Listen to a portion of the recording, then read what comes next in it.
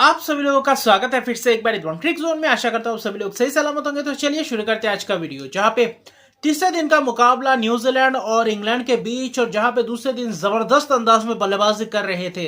दूसरे दिन के अंत तक देखे तो हैरी ब्रूक और कप्तान स्टोक्स के बीच अच्छी खासी साझेदारियां चल रही थी, लेकिन आज जाकर 159 रन की साझेदारी में समाप्त हुआ ये पार्टनरशिप। अगर देखें तो इसका सिलसिला, जिसमें से अच्छी खासी सुबह की शुरुआत की और वहां पे अच्छा खासा बल्लेबाजी का मुजाहरा दिखाया। हैरी ब्रूक ने 171 रन की जबरदस्त और बहुत ही क्रूशियल पारी में कहूंगा, क्योंकि बहुत महत्वपूर्ण ये इनिंग्स था, क्योंकि वहां से पार्टनरशिप से चाहिए था। जो ऊपरी क्रम के बल्लेबाजों को विकेट गिरने के बाद वहां पे पार्टनरशिप चाहिए था, क्योंकि ब्रूक जब डटे रहे पोप के साथ और उसके बाद बेन स्टोक्स के साथ, वो दो पार्टनरशिप पूरी तरीके से मैच में वापसी करवा गए और अच्छी खासी लीड लेने के लिए पूरी तरीके से सक्षम रहे। और इंग्लैंड 151 रन की लीड ले चुके थे पहले इनिंग्स में, 499 रन बनाए थे। और खासतौर पे जो आठवां और नौवां विकेट था वो भी जबरदस्त कंट्रीब्यूट कर रहा था, क्योंकि उस तरफ बेन स्टोक्स ने अर्शदीप के पारी के लिए 80 रन बनाए, जहां पे आज मैट हेनरी की जबरदस्त स्पेल दिखाई दी। आखिर में विकेट चटकाए मैट हेनरी ने भी, नेथन स्मिथ ने एक विकेट चटकाया, जबकि मैट हेनरी ने भी विकेट से चटकाया। कुल मिलाकर 3 विकेट्स, और वहां पे जबरदस्त गेंदबाजी का मुजाहरा दिखा मैट हेनरी द्वारा, जिसमें से 4 विकेट चटका कुल मिलाकर देखें तो इस इनिंग्स में। वहां पे जो मिडिल ऑर्डर के बल्लेबाज है, ओली पोप, हैरी ब्रूक और बेन स्टोक्स, लगभग देखें तो 70+ रन बनाए, एक शतक की पारी। तो इससे बड़ी बात क्या हो सकती है, और यही इनिंग्स चाहिए आपको टेस्ट में वापसी करने के लिए। और वही बेन स्टोक्स की 80 रन की पारी, आखिर में अपना विकेट गवा बैठे थे, वरना क्रिस ओक्स आते ही चलते गए। वहां पे जबरदस्त गेंदबाजी किया, वहां पे सऊदी ने चलता किया दूसरे ही गेंद पे।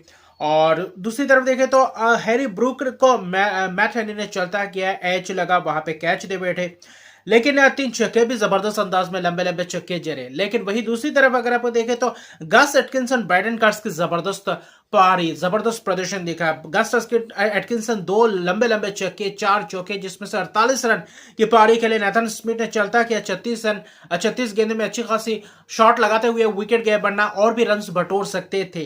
और गस एटकिंसन और ब्राइडन कार्स के नाबाद 33 रन की पारी, 3 छक्के ब्राइडन कार्स ने भी लगाए।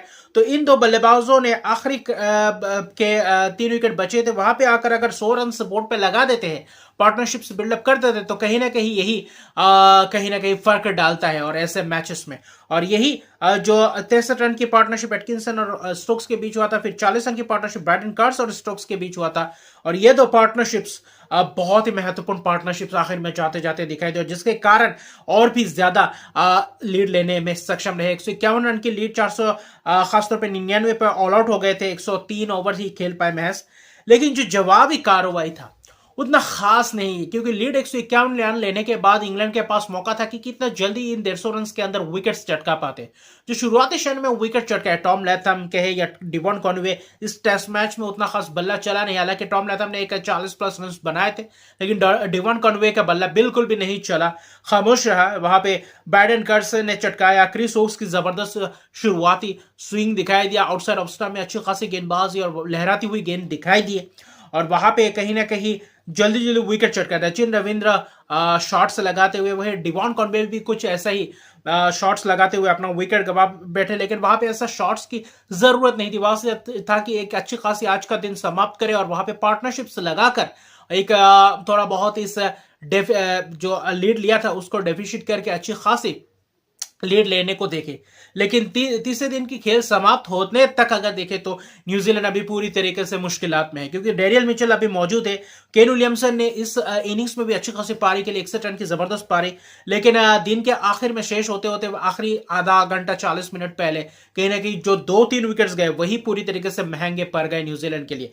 61 रन की पारी, जबरदस्त पारी, क्रिस ओक्स की अंदर आती हुई गेंद, वहां पे उस लाइन के लिए खेला जहां पे डेविएट नहीं करता, लेकिन हल्का सा डेविएट अंदर आती हुई गेंद, वहां पे एलबीडब्ल्यू। वैसे टॉम ब्लंडल जिस लाइन पे खेले थे, जिस लाइन पे अंदर में आती हुई गेंद वहां पे खेलने गए ब्लंडल, और हल्का सा थोड़ा बहुत मूवमेंट हुआ आउटसाइड की तरफ और वहां पे एच लगा और जबरदस्त कैच, लगातार 2 गेंद में 2 विकेट्स। और वही कहीं ना कहीं पूरी तरीके से और वापसी करवा गए, इंग्लैंड को और मजबूती प्रदान कर गए। और वही चाहिए था इंग्लैंड को आज के दिन, खासतौर पे 155 पे 6 विकेट गए हैं। ग्लेन फिलिप्स का भी विकेट गया था, हालांकि 19 रन बना पाए। ब्रैडन कर्स ने अंदर आती हुई गेंद वहां पे उछाल के लिए क्या था, रिव्यू अंपायर्स कॉल था और वहां पे विकेट्स गवा बैठे। टॉम ब्रांडल 0 पे 61 रन बनाए थे। विलियमसन ने जिसमें से 9000 रन पूरे किए टेस्ट कैरियर में, तो इससे बड़ी उपलब्धि कह सकते हैं। लेकिन अभी फिलहाल न्यूजीलैंड को कैसे वापसी करवाते हैं ये देखने लायक बात है, क्योंकि डेरियल मिचेल 31 रन बनाकर नाबाद है, लेकिन 3 विकेट्स क्रिस वोक्स और ब्राइडन कर्स ने भी 3 विकेट्स, और जिसने ब्राइडन कर्स ने जो आखिर में आकर प्रदर्शन किया था 30-35 रन की पारी, आखिर में जबरदस्त रन बटोरे थे, 3 छक्के भी लगाए थे, कहीं ना कहीं यही काम आने वाला है। अभी फिलहाल सिर्फ 4 ही रन का लीड लिया है और अभी फिलहाल 155 पे 6 है और तीसरे दिन का खेल खत्म हो चुका है। चौथे दिन कैसे कर रही है ये देखने लायक बात होगा। पहले सेशन में मुझे लगता है इंग्लैंड पूरी तरीके से दबाव डालने वाली है, क्योंकि 4 विकेट बाकी है अभी फिलहाल। गेंदबाज बाकी और सिर्फ एक ही रिकॉग्नाइज बल्लेबाज है, वो है डेरियल मिचेल। यहां से डेरियल मिचेल और नेथन स्मिथ कितना लंबा पारी खेलती है, या फिर टीम सऊदी के ऊपर भी भरोसा कर सकते हैं कि यहां से बल्लेबाजी कर सकते हैं, लेकिन क्या वो कारनामा कर पाएंगे दूसरे इनिंग्स में, ये सबसे बड़ी बात है। क्योंकि वैसे पार्टनरशिप्स लगा नहीं विलियमसन मिचेल के बीच 69 रन की पार्टनरशिप, और उसके अलावा वो पार्टनरशिप्स दिखे नहीं जितने बड़े बड़े पार्टनरशिप्स पोप ब्रूक स्टोक्स के बीच हुआ था, वैसा कुछ पार्टनरशिप चाहिए। अगर यहाँ पे 150 पौने 200 का अगर लीड ले पाती है न्यूजीलैंड, तो कहीं ना कहीं थोड़ा बहुत मौका मिल सकता है। इसके अलावा देखें तो सिर्फ 4 ही रन का लीड है, अभी भी 4 विकेट हाथ में है, तो बहुत मुश्किलात में है। अगर यहां से डेरियल मिचेल या फिर कोई 2 बल्लेबाज 50, 60 या 100 रन की पारी नहीं खेलता, तो न्यूजीलैंड के लिए मैच में वापसी करना बिल्कुल ही नामुमकिन सा हो जाएगा। और इंग्लैंड की जबरदस्त यह टेस्ट सीरीज की शुरुआत, इस टेस्ट मैच में जो पहले इनिंग्स में बल्लेबाजी दिखाया थाकर अंदाज में, वही कहीं ना कहीं पूरी तरीके से साबित हुआ, जो बहुत ही महत्वपूर्ण वो पहला इनिंग्स का लीड, और यही कहीं ना कहीं न्यूजीलैंड को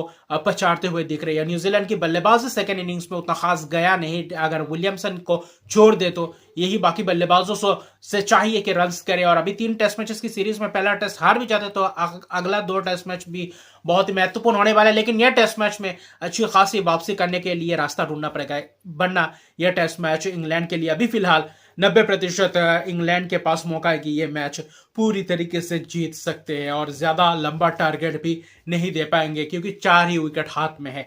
तो ऐसा कोई मिराकल चाहिए न्यूजीलैंड से, ऐसे कोई प्रदर्शन 2 बल्लेबाजों से चाहिए जो अनोखा बल्लेबाजी करके दे और आखिर में आकर पूरी तरीके से मैच का रुख पलट दे। तो ऐसा हो तो हो सकता है, वरना बहुत ही मुश्किल है इस टेस्ट मैच को बचाना न्यूजीलैंड के लिए।